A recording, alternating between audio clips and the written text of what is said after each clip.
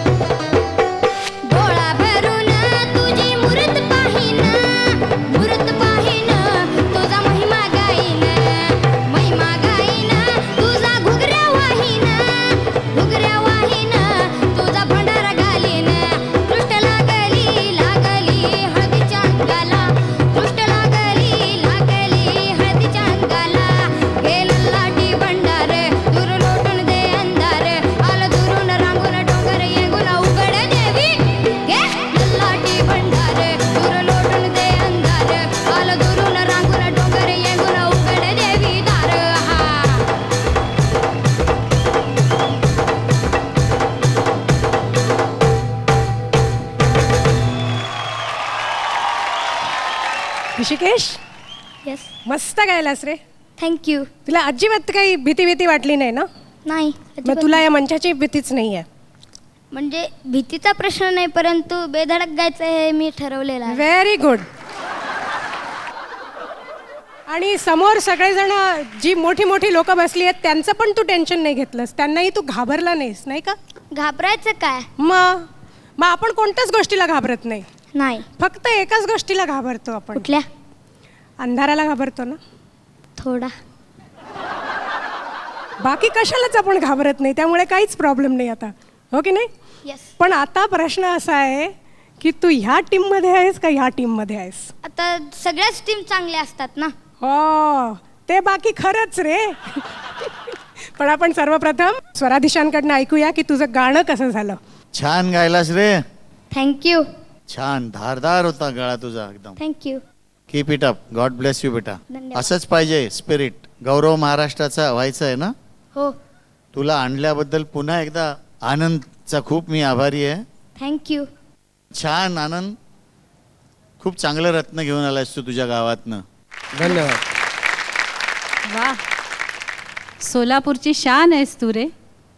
Thank you. क्या बात आहे ऋषिकेश. ज्या तऱ्हेने तू सादरीकरण केलंस असे हात वगैरे करून, म्हणजे तू खरोखरच बेधडक गात होतास, बिनधास्त होतास, आणि त्यामुळे ते जास्त रंगलं गाणं. थँक्यू. तुला खूप शुभेच्छा. एवढे आणले होते त्याच्यातून एकच उरला असतो, एकच. दुसऱ्याची आशाच नाहीये, पण तरी सुद्धा माझ्या तुला फार फार शुभेच्छा. थँक्यू. तू जे काय एक्सप्रेशन देत होतास ना, काय होतं ते, कसं होतं ते, घे. तो इतका असा बिनधास्तून गात होता, त्याच्या गाण्यात ते बेभान झालेलं त्याचं प्रत्येक स्वर असा इतका सुंदर लागत होता. आणि अशा गाण्यांमध्ये थोडा जरी व्हॉइस वीक पडला तरी ते गाणं कम्प्लिटली त्याची मजाच निघून जाते गाण्याची. असा एक अशी जवारी इतकी सुंदर लागली होती गाणे तुझ्या आवाजाची. Hats off. तर सुरेशजी, आता ऋषिकेश कुणाच्या टीम मध्ये जाणार आहे? साधना सरगम च्या टीम मध्ये. धन्यवाद. धन्यवाद. You welcome.